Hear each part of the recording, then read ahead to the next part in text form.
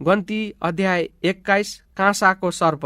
नेगेभमा बस्ने आरादका कनानी राजाले इस्राएलीहरू अटारिमको बाटो आउँदैछन् भन्ने जब खबर पाए, तब उनले इस्राएलीहरूसँग लडाईँ गरेर तिनीहरूका कतिजनालाई कैद गरेर ल्याए। तब इस्राएलीहरूले परमप्रभुमा यो भाकल गरेर भने, यदि तपाईँले यी मानिसहरूलाई हाम्रा हातमा सुम्पिदिनु भयो भने हामी उनीहरूका सहरहरू बिल्कुलै नाश गरिदिनेछौँ। परमप्रभुले इस्राएलीहरूको बिन्ती सुन्नुभयो र कनानीहरूलाई तिनीहरूका हातमा सुम्पिदिनु भयो। इस्राएलीहरूले उनीहरू र उनीहरूका सहरहरूलाई पनि बिल्कुलै नष्ट गरिदिए। यसकारण त्यस ठाउँको नाउँ होरमा राखियो। तिनीहरू एदोम देशलाई फेरो मारेर जान भनी होर पर्वतबाट लाल समुद्रको बाटो भएर गए। तर यात्राको कारण मानिसहरू साह्रै अधीर बने।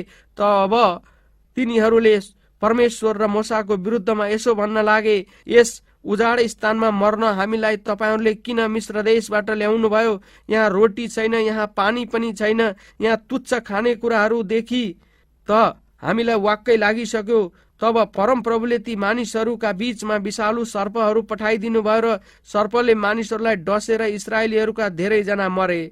अनि मूसा कहाँ आएर मानिसहरूले भने, परमप्रभु र तपाईँको विरुद्धमा बोलेर हामीले पाप गरेका छौँ, उहाँले हामीबाट यी सर्पहरू हटाइदिउन् भनी परमप्रभुलाई प्रार्थना गर्नुहोस्। तब मूसाले ती मानिसहरूका निम्ति प्रार्थना गरे। परमप्रभुले मूसालाई भन्नुभयो, तैँले विषालु सर्पको एउटा प्रतिमा बनाएर त्यसलाई एउटा खामामा झुन्ड्या। सर्पले डसेकाहरूले त्यसलाई हेरेपछि तिनीहरू बाँच्नेछन्। तब मूसाले एउटा काँसाको सर्प बनाएर त्यसलाई एउटा खामामा झुन्डाए। सर्पले डसेका सबैले काँसाको सर्पलाई हेरेपछि बाँचे।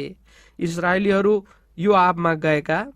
इस्राएलीहरूले यात्रा गरेर ओबोतमा पाल टाँगे अनि ओबोतबाट यात्रा गरेर मोआबको सामुन्ने पूर्वतिर इए अबारिमको उजाड स्थानमा तिनीहरूले पाल टाँगे। त्यहाँबाट तिनीहरू यात्रा गरेर जेरेदको बेसीमा पाल टाँगे। त्यहाँबाट तिनीहरू यात्रा गरेर एमोरीहरूको सिमानाबाट निस्कने उजाड स्थानमा भएको अर्नोन खोलाको पारिपट्टि पाल टाँगे। अर्नोन खोला मोआबको सिमाना हो, जो मोआबी र एमोरीहरूका बीचमा पर्छ। यसकारण परमप्रभुको युद्धको पुस्तकमा यस्तो लेखिएको छ, सुपाको बाहेब र खोलाहरू र अर्नोनको खोला र बेसीका ओरालाहरू जो आर सहरतिर लागेर मोआबको सिमानासम्म गएको छ। त्यहाँबाट तिनीहरू बेओरमा गए। परमप्रभुले मूसालाई मानिसहरू जम्मा गर र म तिनीहरूलाई पानी दिनेछु भन्नुभएको कुवा त्यही थियो। तब इस्राएलीहरूले यो स्तुतिगान गरे, ए कुवा फुटेर निस्की त्यसको गीत गाओ, जुन कुवा राजकुमारीहरूले खनेका थिए अनि मानिसहरूका भारदारहरूले राजदण्ड र लौराले खनेका थिए। तब उजाड स्थानबाट निस्केर तिनीहरू मत्तानामा यात्रा गरे र मत्तानाबाट नहलियलमा, नहलियलबाट बमोतमा अनि बमोतबाट मोआबको मैदान भएको बेसीसम्म अर्थात् उजाड स्थानदेखि नै पिस्गाको फेदीसम्म यात्रा गरे। सियोन र ओग परास्त भएका।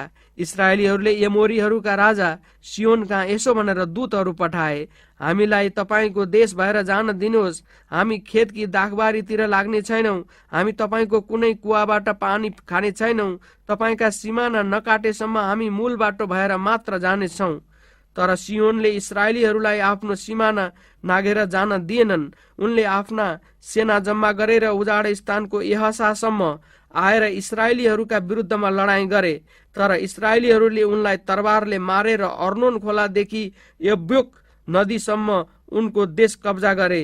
तर अम्मोनीहरूको सिमानासम्म मात्र तिनीहरूले कब्जा गरे, किनकि अम्मोनीहरूको सिमाना बलियो थियो। इस्राएलीहरूले यी सबै सहरहरू लिए र तिनीहरू एमोरीहरूका समस्त सहरहरूमा, हेसबोन र त्यसका वरिपरिका सबै बस्तीहरूमा समेत बास गरे। हेसबोन एमोरीहरूका राजा सिहोनको राजधानी थियो।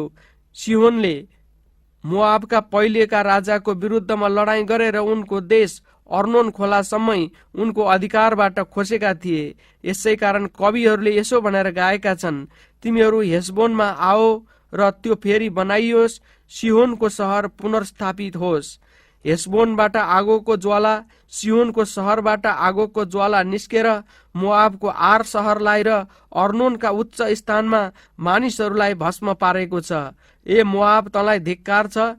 ए कमोसको प्रजा त नष्ट भइस। त्यसले आफ्ना छोराहरूलाई भगुवा झैं र आफ्ना छोरीहरूलाई कैदी झैं एमोरीहरूका राजा सिहोनलाई दिएको छ। तर हामीहरूले उनीहरूलाई पराजित गरेका छौं। हेसबोन चाहिँ दिबोनसम्मै नष्ट भयो र हामीले मेदवासम्म पुग्ने नोपालाई नाश गरेका छौं। यसरी इस्राएलीहरू एमोरीहरूको देशमा बास गर्न लागे। मोसाले याजेरको भेद लिन मानिसहरू पठाएपछि इस्राएलीहरूले त्यसका वरिपरिका बस्तीहरू कब्जा गरेर त्यहाँका एमोरीहरूलाई धपाए। त्यसपछि तिनीहरू घुमेर बासानको बाटो भएर उक्ले। बासानका राजा ओग र उनका मानिसहरू तिनीहरूका विरुद्धमा लडाईँ गर्नलाई यद्रईमा निस्केर आए। परमप्रभुले मोसालाई भन्नुभयो, त्यससँग नडरा, किनकि त्यो त्यसका सबै मानिसहरू र त्यसको देश समेत मैले तेरो हातमा सुम्पेको छु। तैँले हेसबोनमा राज्य गर्ने एमोरीहरूका राजा सिहोनलाई गरे झैं यसलाई पनि गर्नु। यसकारण उनलाई, उनका छोराहरूलाई र उनका सबै मानिसहरू कसैलाई बाँकी नछोडी सबैलाई मारेर इस्राएलीहरूले उनको देश कब्जा गरे। गन्ती अध्याय 22। बालाक र बालाम। तब इस्राएलीहरू यात्रा गर्दै मोआबको मैदानमा गएर यरियोदेखि पारी यर्दनको किनारमा पाल टाँगे।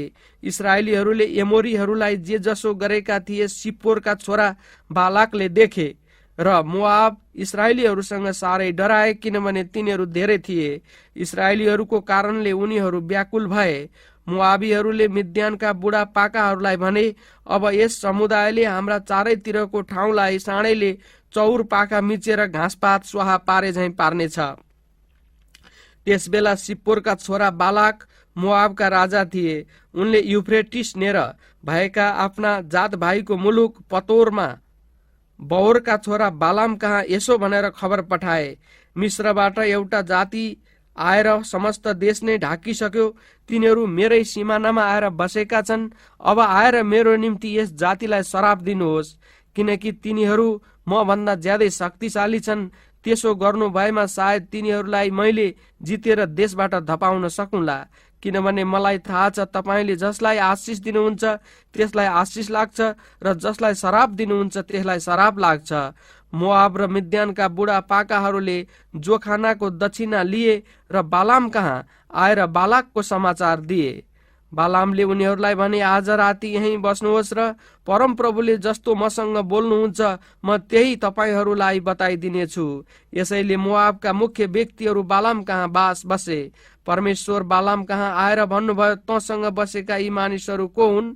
बालामले परमेश्वरलाई भने, मोआबका राजा सिप्पोरका छोरा बालाकले मलाई यसो भनी पठाएका छन्, मिश्रबाट निस्किआएको एउटा जातिले समस्त देश ढाकेको छ। अब आएर मेरो निम्ति तिनीहरूलाई श्राप दिनुहोस्। यसो गर्नु भएमा सायद मैले उनीहरूसँग लडाईँ गरेर तिनीहरूलाई धपाउन सकुँला। तर परमेश्वरले बालामलाई भन्नुभयो, तँ यिनीहरूसँग नजा, तैँले त्यो जातिलाई सराप्नु हुँदैन, किनकि तिनीहरू आशिषित छन्। तब बालाम बिहान सबेरै उठेर बालाकका मुख्य व्यक्तिहरूलाई भने, तपाईहरू आफ्नो देशमा जानुहोस्, किनकि मलाई तपाईहरूका साथमा जान दिन परमप्रभुले इन्कार गर्नुभयो। अनि मोआबका मुख्य व्यक्तिहरू बालाक कहाँ गएर भने, बालाम हामीसित आउन राजी भएनन्। तब बालाकले फेरि पनि धेरै र ती भन्दा ठूला दर्जाका व्यक्तिहरू पठाए। उनीहरू बालाम कहाँ आएर भने, सिप्पोरका छोरा बालाक यसो भन्नुहुन्छ, तपाईलाई म कहाँ आउन कुनै कुराले नरोकोस्। तपाईलाई ठूलो इज्जत दिएर सम्मानित तुलाउने छु। जे तपाईँ भन्नुहुन्छ त्यही म गर्नेछु। यसकारण कृपा गरी आउनुहोस् र त्यस जातिलाई श्राप दिनुहोस्। तर बालामले बालाकका दूतहरूलाई यसो भनेर जवाफ दिए, बालाकले सुन र चाँदीले भरिएको उनको महल मलाई दिए तापनि परमप्रभु मेरा परमेश्वरको वचन सानो या ठूलो कुरामा म भङ्ग गर्न सक्दिन। अब अरूहरूले गरे झैं तपाईहरू पनि आज राति यहीँ बस्नुहोस् र परमप्रभुले मलाई अझ अरू के भन्नुहुन्छ म थाहा पाउनेछु। परमेश्वर त्यस राति बालाम कहाँ आएर तिनलाई भन्नुभयो, यी मानिसहरू तँलाई डाक्न आएका हुन्, यसकारण यिनीहरूका साथमा जा, तर म तँलाई जे कुरा भन्छु त्यही मात्र तैँले गर। बालामको गधा।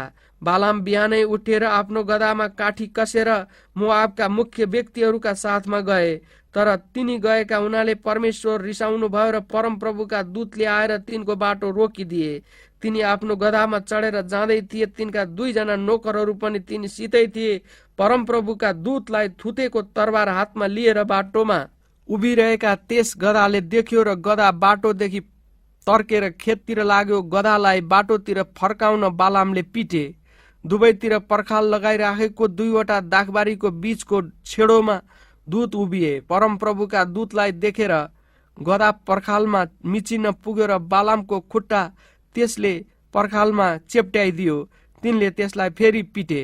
फेरि परमप्रभुका दूत अझै पर गएर दाहिने देब्रे कतै पनि फर्कन नसक्ने साँगुरो ठाउँमा उभिए। गधा परमप्रभुका दूतलाई देखेर थचक्क बस्यो। तब बालामलाई रिस उठ्यो र आफ्नो लौराले गधालाई पिट्न लाग्यो। तब परमप्रभुले गधाको मुख खोलिदिनु भयो र त्यसले बालामलाई भन्यो, मैले तपाईलाई के गरेको छु र तपाईले मलाई 3 पल्ट पिट्नुभयो? बालामले गधालाई भने, तैँले मलाई मूर्ख तुल्याइस्। मेरो हातमा तरबार हुँदो हो त म तँलाई अहिले नै मारिहाल्ने थिएँ। गधाले बालकलाई भन्यो, तपाईले आफ्नो जीवनभरि आजको दिनसम्म चढ्नु भएको तपाईकै गधा म होइन र? मैले कहिले तपाईसित यस्तो गरेको थिएँ? अनि तिनले भने, गरिनस्। तब परमप्रभुले बालामका आँखा खोलिदिनु भयो र थुतेको तरबार हातमा लिएर बाटोमा उभिरहेका परमप्रभुको दूतलाई तिनले देखे अनि शिर निहुराएर तिनी घोप्टो परे। तब परमप्रभुका दूतले तिनलाई भने, तैँले किन आफ्नो गधालाई 3 पल्ट हिर्काइस्? हेर, म तेरो बाटो छेक्न आएको छु, किनभने मेरो सामुन्ने त आफ्नै जिद्दीमा हिँड्दैछस्। त्यस गधाले मलाई देखेर अहिलेसम्म 3 पल्ट मेरो सामुबाट तर्क्यो। मबाट त्यो नतर्केको भए अहिलेसम्म म तँलाई मारिसक्ने थिएँ, तर त्यसलाई चाहिँ जीवितै छोड्ने थिएँ। बालामले परमप्रभुका दूतलाई भने, मैले पाप गरेको छु। मेरो बाटो छेकेर तपाईँ खडा हुनुभएको मलाई थाहा थिएन। यसकारण तपाईँको नजरमा यो बेठिक छ भने म फेरि फर्किजानेछु। परमप्रभुका दूतले बालामलाई भने, यी मानिसहरूसँग जा, तर म जे कुरा भन्छु त्यही मात्र तैँले बोल। यसकारण बालाम बालाकका मुख्य व्यक्तिहरूका साथमा गए। बालाकले बालाम आएका कुरा सुनेर आफ्नो देशका छेउको अर्नोन सिमानामा भएको मोआबी सहरसम्मै तिनलाई भेट्न गए। बालाकले बालामलाई भने, तपाईलाई मैले डाक्न मान्छे पठाएँ, तर तपाईँ किन म कहाँ आउनु भएन? तपाईँको इज्जत म बढाउन सक्ने थिइन र? तब बालामले बालाकलाई भने, हेर्नुहोस्, अब म तपाईँ कहाँ आएकै छु। केही पनि कुरा बोल्ने शक्ति अहिले मसँग छैन। परमेश्वरले मलाई जे आज्ञा गर्नुहुन्छ त्यही मात्र मैले बोल्नुपर्छ। तब बालाम बालाकसित गए र तिनीहरू किरियत हुसोतमा आए। बालाकले साँडे र भेडा बलि गरेर बालाम र उनीसित आएका मुख्य व्यक्तिहरूलाई दिए। भोलिपल्ट बिहान बालाकले बालामलाई लिएर बमोत बालमा उक्लेर गए। त्यहाँबाट बालामले मानिसहरूको केही भागसम्म देखे। गन्ती अध्याय 23। बालामको पहिलो ईश्वरवाणी। बालामले बालाकलाई भने, मेरो निम्ति 7वटा वेदी बनाइदिनुहोस् अनि 7वटा साँडे र 7वटा भेडा तयार पारिदिनुहोस्। बालामले भने चाहिँ बालाकले गरे। बालाक र बालामले प्रत्येक वेदीमा 1-1वटा साँडे र 1-1वटा भेडा चढाए। बालामले बालाकलाई भने, आफ्नो बलि लिएर उभिनुहोस्। अब म चाहिँ उतातिर जानेछु र सायद परमप्रभुले मलाई भेट गर्न आउनुहुन्छ होला। उहाँले मलाई जे जस्तो देखाउनुहुन्छ त्यो म तपाईलाई बताउने छु। अनि तिनी उजाड स्थानतिर गए। परमप्रभुले बालामसित भेट गर्नुभयो अनि बालामले उहाँलाई भने, मैले 7वटा वेदी बनाएर तिनमा एउटा साँडे र एउटा भेडा चढाएको छु। परमप्रभुले बालामको मुखमा वचन हालिदिनु भयो र भन्नुभयो, बालाक कहाँ फर्की गएर तैँले भन्नुपर्ने कुरा यही हो। अनि तिनी बालाक कहाँ फर्केर गए। त्यस बेला बालाक चाहिँ मोआबका सारा मुख्य व्यक्तिहरूका साथ उनका बलिको सामुन्ने उभिरहेका थिए। तब बालामले यसरी आफ्नो ईश्वरवाणी दिए, आउनुहोस्, मेरो निम्ति याकुबलाई सराप्नुहोस्, आउनुहोस्, इस्राएललाई धम्की दिनुहोस् भनी मोआबका राजा बालाकले मलाई आरामबाट पूर्वका डाँडाहरूदेखि ल्याए। परमेश्वरले नै नसराप्नु भएकालाई मैले कसरी सराप्नु? परमप्रभुले नै धम्की नदिनु भएकालाई मैले कसरी धम्की दिनु? चट्टानहरूका टुप्पाबाट म तिनीहरूलाई देख्दछु र डाँडाहरूबाट म तिनीहरूलाई हेर्दछु। हेर, त्यो त एक्लै बस्ने जाति हो, जसले अरू जातिहरूका बीचमा आफैलाई गन्दैन। याकुबको धुलो कसले गन्न सक्छ? अथवा इस्राएलको चौथो हिस्साका गन्ती पनि कसले गर्न सक्ने? मेरो मृत्यु धर्मात्माको जस्तो होस् र मेरो अन्त तिनैको जस्तो होस्। तब बालाकले बालामलाई भने, तपाईले मलाई के गर्नुभयो? मेरा शत्रुहरूलाई श्राप दिनलाई मैले तपाईलाई ल्याएँ, तर तपाईले त तिनीहरूलाई उल्टा आशिष पो दिनुभयो। तिनले जवाफमा भने, परमप्रभुले मलाई दिनुभएको वचन नै मैले बोल्नु पर्दैन र? बालामको दोस्रो ईश्वरवाणी। तब बालाकले तिनलाई भने, कृपा गरी मसित अर्को ठाउँमा आउनुहोस्, त्यहाँदेखि तपाईले तिनीहरूलाई देख्नुहुनेछ। तपाईँ तिनीहरूको केही भाग मात्र देख्नुहुन्छ, तर तिनीहरू सबैलाई देख्नुहुन्न। तिनीहरूलाई त्यहीँबाट मेरो निम्ति शराब दिनुहोस्। तब उनले तिनलाई पिसगाको टाकुरामा भएको सोफिमको खेतमा लगे र 7वटा वेदी बनाएर प्रत्येक वेदीमा एक एकवटा साँडे र एक एकवटा भेडा चढाए। बालामले बालाकलाई भने, म परम प्रभुलाई भेट गर्न जाँदा तपाईँ चाहिँ यहाँ आफ्ना बलि लिएर उभिरहनुहोस्। परम प्रभुले बालामलाई भेट गर्नुभयो र तिनको मुखमा वचन हालिदिनुभयो र भन्नुभयो, बालाक कहाँ फर्केर तैँले भन्नुपर्ने कुरा यही हो। तब तिनी बालाक कहाँ गए। बालाक र उनीसँग भएका मोआबका मुख्य व्यक्तिहरू उनका बलिको नजिक उभिरहेको थिए। बालाकले तिनलाई सोधे, परम प्रभुले के भन्नुभयो? तब बालामले यसरी आफ्नो ईश्वरवाणी दिए, ए बालाक, उठेर सुन। ए सिप्पोरको छोरो, मेरो कुरामा कान थाप। परमेश्वर ढाँट्नुहुन्न, कारण उहाँ मानिस हुनुहुन्न। उहाँले मन बदल्नुहुन्न, कारण उहाँ मान्छेको सन्तान हुनुहुन्न। उहाँले भन्नुभएपछि के त्यो गर्नुहुन्न र? अथवा उहाँले प्रतिज्ञा गर्नुभएपछि के त्यो पूरा गर्नुहुन्न र? हेर, मैले त आशिष दिने आज्ञा पाएको छु। उहाँले आशिष दिनुभएको छ र म त्यसलाई उल्टाउन सक्दिन। याकुबमा दुर्भाग्य देखिएको छैन, इस्राएलमा विपद देखिएको छैन। परमप्रभु तिनीहरूका परमेश्वर तिनीहरूका साथ हुनुहुन्छ र राजाको जय ध्वनि तिनीहरूका बीचमा छ। परमेश्वरले तिनीहरूलाई मिस्रबाट निकालेर ल्याउनु भएको छ। तिनीहरूको बल जङ्गली साँडेको जस्तो छ। निश्चय नै याकुबलाई लाग्ने कुनै टुनामुना छँदै छैन। इस्राएलको विरुद्धमा कुनै जोखना छैन। परमेश्वरले कस्तो विचित्रको कार्य गर्नुभएको छ भनी याकुब र इस्राएलको विषयमा अब भनिनेछ। हेर, त्यो जाति सिंहनी झैं उठ्छ, झम्टन लागेको सिंह झैं त्यो जुरुक्क उठ्छ, जसले शिकार नखाउन्जेल र शिकारको रगत नपिउन्जेल आराम गर्ने छैन। तब बालाकले बालामलाई भने, तिनीहरूलाई शराब पनि नदिनुहोस् र आशिष पनि नदिनुहोस्। तर बालामले बालाकलाई भने, परमप्रभु जे भन्नुहुन्छ त्यो मैले अवश्य गर्नुपर्छ भनेर मैले तपाईँलाई अघि नै भनेको थिइनँ।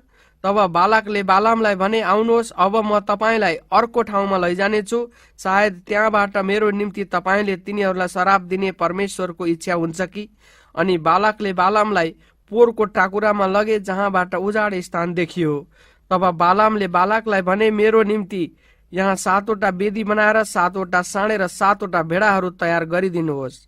बालामले भने चाहिँ बालाकले गरेर प्रत्येक वेदीमा एक एकवटा साँडे र एक एकवटा भेडा उनले चढाए। गन्ती अध्याय 24। बालामको तेस्रो ईश्वरवाणी। इस्राएलीहरूलाई आशिष दिने परमप्रभुको इच्छा छ भन्ने जब बालामले देखे, तब तिनी अरू बेला जस्तै टुनामुना गर्न गएनन्, तर तिनी आफ्नो मुख उजाड स्थानतिर फर्काए। जब बालामले आफ्नो आँखा उचालेर हेरेर इस्राएलीहरूलाई आफ्नो कुल कुल गरी बसेका तिनले देखे, तब परमेश्वरका आत्मा तिनीमाथि आउनुभयो अनि तिनले आफ्नो ईश्वरवाणी दिए। बओरको छोरो बालामले भन्छ, जुन मानिसको आँखा खुला छ त्यसको वाणी। परमेश्वरको वचन सुन्नेले यसो भन्छ, जसले सर्वशक्तिमानबाट दर्शन पाउँछ, जसले साष्टाङ्ग दण्डवत गर्छ र जसका आँखा खोलिएका छन्। हे याकुब, तिम्रा पालहरू, हे इस्राएल, तिम्रा वासस्थानहरू कति राम्रा। ती उपत्यका झैं फैलिएका छन्, खोलाका किनाराका बगैँचा झैं परमप्रभुले रोप्नु भएका यलवाहरू जस्ता, पानी नेरका देवदारूहरू जस्ता फैलिएका छन्। तिनका गाग्राहरूबाट पानी भरिएर पोखिनेछ अनि तिनको बिउले प्रचुर पानी पाउनेछ। तिनीहरूका राजा अगाग भन्दा पनि महान हुनेछन् अनि तिनीहरूको राज्य समृद्ध बनाइनेछ। परमेश्वरले तिनीहरूलाई मिश्रबाट निकालेर ल्याउनु भयो। तिनीहरूको शक्ति जङ्गली साँडेको जस्तै छ। तिनीहरूले आफ्ना विरोधी जातिहरूलाई निल्नेछन् र उनीहरूको हड्डी चुर पारेर फोर्नेछन्। आफ्ना बाणहरूले उनीहरूलाई छेडेर मार्नेछन्। तिनीहरू सिंह झैं लेटिरहन्छन् अनि सिंहनी झैं तिनीहरूलाई कसले उठाउने। तिमीहरूलाई आशिष दिने हरेक आशिषित होस्, तिमीहरूलाई श्राप दिने हरेक श्रापित होस्। तब बालाकलाई बालामसित रिस उठ्यो। उनले जोरले आफ्ना हात ठटाएर बालामलाई भने, मेरा शत्रुहरूलाई श्राप दिनलाई मैले तपाईँलाई डाके थिएँ, तर हेर्नुहोस् तपाईँले 3 पल्ट तिनीहरूलाई आशिष दिनुभयो। यसकारण अब तपाईँ आफ्नो ठाउँमा फर्किहाल्नुहोस्। तपाईँलाई ठुलो सम्मान दिने मैले विचार गरेको थिएँ, तर परमप्रभुले तपाईँलाई सम्मान प्राप्त गर्नदेखि रोक्नु भएको छ। बालामले बालाकलाई भने, तपाईँले म कहाँ पठाउनु भएका दूतहरूलाई मैले भनेकै थिइनँ र? बालाकले मलाई सुन र चाँदीले भरिएको आफ्नो महल दिए पनि परमप्रभुको वचन नागेर मेरो आफ्नो खुसीले असल वा खराब गर्न सक्दिन। परमप्रभुले मलाई जे भन्नुहुन्छ त्यही म बोल्नेछु। अब म आफ्ना मानिसहरू कहाँ जान्छु, तर इस्राएलीहरूले तपाईँका मानिसहरूलाई पछि के गर्नेछन् त्यो म तपाईँलाई बताउँछु। बालामको चौथो ईश्वरवाणी। तब तिनले यसरी आफ्नो ईश्वरवाणी दिए। बौरको छोरो बालाम भन्छ, जुन मानिसको आँखा खुल्ला छ त्यसको वाणी। परमेश्वरको वचन सुन्नेले यसो भन्छ, जसले सर्वोच्चको ज्ञान जान्नेको, जसले सर्वशक्तिमानबाट दर्शन पाउँछ, जसले साष्टाङ्ग दण्डवत गर्दछ र जसका आँखा खोलिएका छन्, म उहाँलाई देख्छु तर अहिले त होइन, म उहाँलाई हेर्छु तर नजिकै त। याकुबबाट एउटा तारा उदय हुनेछ र इस्राएलबाट एउटा राजदण्ड उठ्नेछ। उहाँले मोआबको टाउको किच्चाउनु हुनेछ अनि सेतका सन्तानलाई ध्वंस पार्नुहुनेछ। एदोम पराजित हुनेछ र त्यसको शत्रु सेईर पनि पराजित हुनेछ, तर इस्राएल चाहिँ बलियो हुनेछ। याकुबबाट एउटा शासक उत्पन्न हुनेछन् र शहरका बाँचेकाहरूलाई नाश गर्नेछन्। बालामका अन्तिम ईश्वरवाणी। तब तिनले अमालेकीहरूतिर हेरेर आफ्नो ईश्वरवाणी दिए। सबै जातिहरूमा अमालेक पहिलो थियो, तर विनाश नै त्यसको अन्त हुनेछ। अनि तिनले केनीहरूलाई हेरेर आफ्नो ईश्वरवाणी दिए। तिमीहरूको बस्ने ठाउँ सुरक्षित छ र तिमीहरूको गुण चट्टानमा बसालिएको छ, तर तिमी केनीहरू ध्वंस पारिनेछौ जब असुरले तिमीहरूलाई कैद गरेर लैजानेछ। फेरि तिनले आफ्नो ईश्वरवाणी दिए। हाय, परमेश्वरले यसो गर्नुहुँदा को बाँच्न सक्छ? कित्तिमको किनारबाट जहाजहरू आउनेछन् र उनीहरूले असुर र एबेरलाई कष्ट दिनेछन्, तर तिनीहरू पनि कष्ट हुनेछन्। तब बालाम उठेर आफ्नो घरमा फर्केर बालाक पनि आफ्नो बाटो लागे। गन्ती अध्याय 25। सित्तिममा मूर्ति पूजा। इस्राएलीहरू सित्तिममा हुँदा मानिसहरूले मोआबका छोरीहरूसँग व्यभिचार गर्न लागे। तिनीहरूले यी मानिसहरूलाई तिनका देवताहरूका बलिदानमा निम्तो दिए र यी मानिसहरूले खाएर तिनका देवताहरूलाई दण्डवत गरे। यसरी इस्राएलीहरू पोरको बाल देवतालाई पुज्न लागे अनि इस्राएलीहरूसित परमप्रभु रिसाउनु भयो। परमप्रभुले मोसालाई भन्नुभयो, यी मानिसहरूका सबै नायकहरूलाई लिएर मारेर परमप्रभुकै सामुन्ने चर्को घाममा राखिदिए। ती परमप्रभुको भयानक क्रोध इस्राएलीहरूबाट हटोस्। मोसाले इस्राएलका न्यायकर्ताहरूलाई भने, तिमीहरू हरेकले पोरको बाल देवतालाई पुज्ने सबै मानिसहरूलाई मार्नुपर्छ। इस्राएलीहरू भेट हुने पालको ढोकामा रोइरहेका थिए। त्यसबेला एउटा इस्राएलीले मोसा र इस्राएली समुदायकै सामुन्ने आफ्नो परिवारमा एउटी मिद्यानी आइमाईलाई ल्यायो। जब एलाजारको छोरा हारूनका नाति पिनहासले त्यो देखे, तब तिनले समुदायको मध्यबाट उठेर आफ्नो हातमा एउटा भाला लिएर त्यस इस्राएलीको पछि पछि पालभित्र गएर त्यस इस्राएली र त्यस आइमाई दुवैलाई वार पार रोपिदिए। त्यसपछि इस्राएलीहरूबाट त्यो विपत्ति हट्यो, तर विपत्तिमा मर्नेहरू 24,000 थिए। तब परमप्रभुले मोसालाई भन्नुभयो, एलाजारको छोरो पुजारी हारूनको नाति पिनहासले इस्राएलीहरूका बीचमा मेरो खातिर राखिएर इस्राएलीहरूबाट मेरो क्रोध हटाइदियो। यसैले मेरो क्रोधमा मैले तिनीहरूलाई भस्म पारिन। यसकारण यसो भन्, हेर, म त्यससँग मेरो शान्तिको करार बाँध्छु। त्यसलाई र त्यसको वंशलाई पनि सधैँको लागि पुजारी पदमा स्थिर गरिनेछन्, किनभने त्यो आफ्ना परमेश्वरको निम्ति जोसिलो थियो। त्यसले इस्राएलीहरूका निम्ति प्रायश्चित गर्यो। त्यस मिद्यानी आइमाईको साथमा मारिने इस्राएलीको नाउँ जिम्री थियो, जो सिमियोनका कुलको एक परिवारका मुखिया सालुको छोरो थियो। त्यो मारिने मिद्यानी आइमाईको नाउँ चाहिँ कोजबी थियो, जो मिद्यानको एक घरानाका मुखिया सुरकी छोरी थिए। फेरि परमप्रभुले मोसालाई भन्नुभयो, मिद्यानीहरूलाई सताएर मार, किनभने उनीहरूले पनि तिमीहरूलाई सताएर पोरमा छल गरी पूजा आजा गर्न लगाए, जुन बेला मिद्यानका मुखियाकी छोरी कोजबी पोरको विपत्तिको दिनमा मारिएकी थिए। गन्ती अध्याय 26 इस्राएलीहरूको दोस्रो गन्ती।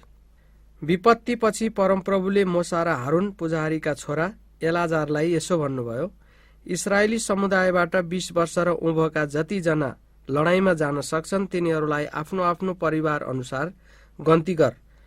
तब मोसा र एलाजार पुजारीले यरुयो पारी यर्दन नदीको किनारनेर मोआबको मैदानमा तिनीहरूलाई भेला गराएर यसो भने, परमेश्वरले मोसालाई आज्ञा गर्नुभए बमोजिम 20 वर्ष र उँभोका मानिसहरूको गन्ती गर। मिश्रबाट निस्केर आएका इस्राएलीहरू यिनै हुन्। इस्राएलका जेठा छोरा रुबेनका सन्तान, हनोकबाट हनोकीहरूको वंश, पल्लुबाट पल्लुईहरूको वंश, हेस्रोनबाट हेस्रोनीहरूको वंश, कर्मीबाट कर्मीहरूको वंश भए। रुबेनीहरूका वंशहरू यिनै हुन्। तिनीहरूको संख्या 43,750 थियो। पल्लुका छोरा एलियाब थिए। एलियाबका छोरा नमुएल, दातान र अबिराम थिए।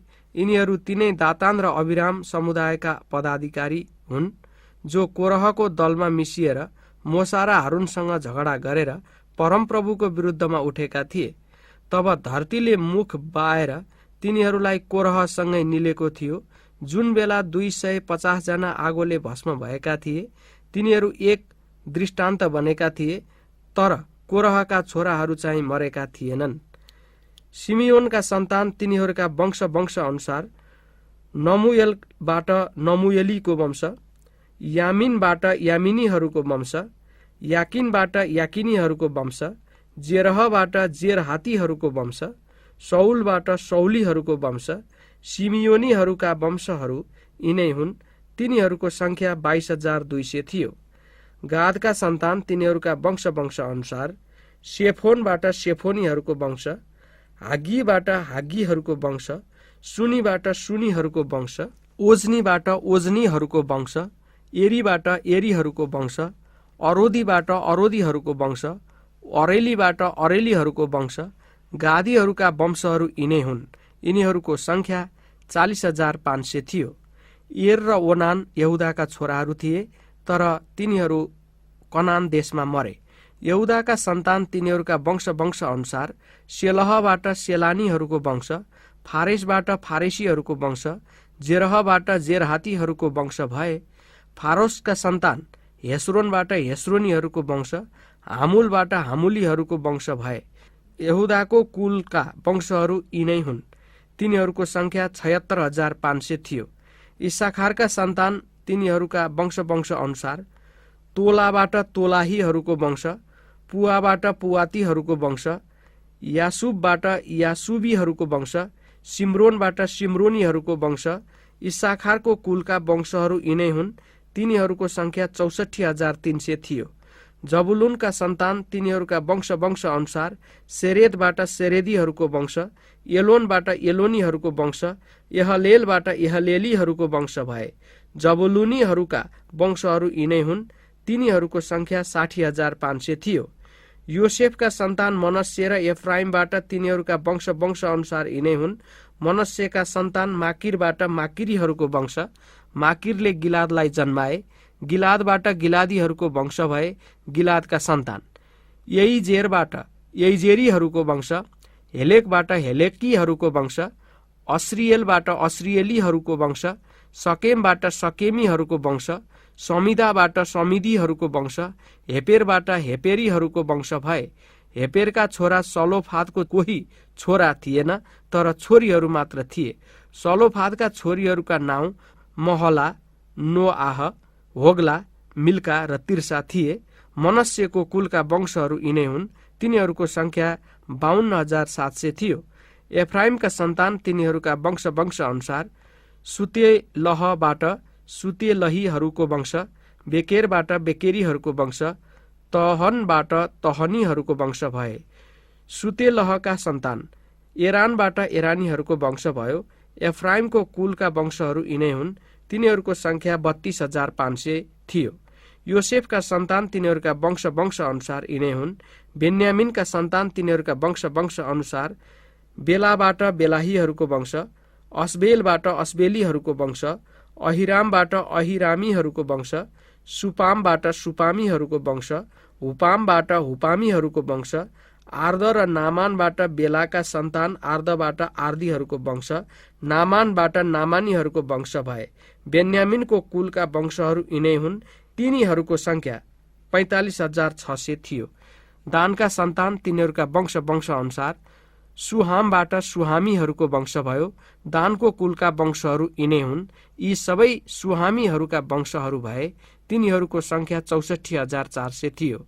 आशेरका सन्तान तिनीहरूका वंश अनुसार इम्नाबाट इम्नीहरूको वंश, इस्बीबाट इस्बीहरूको वंश, बरियाबाट बरियातीहरूको वंश भए। अनि बरियाका सन्तानबाट हेबेरबाट हेबेरीहरूको वंश, मल्किएलबाट मल्किएलीहरूको वंश भए। आशेरकी छोरीको नाउँ सेरह थियो। आशेरको कुलका वंशहरू यिनै हुन्। तिनीहरूको संख्या 53,400 थियो।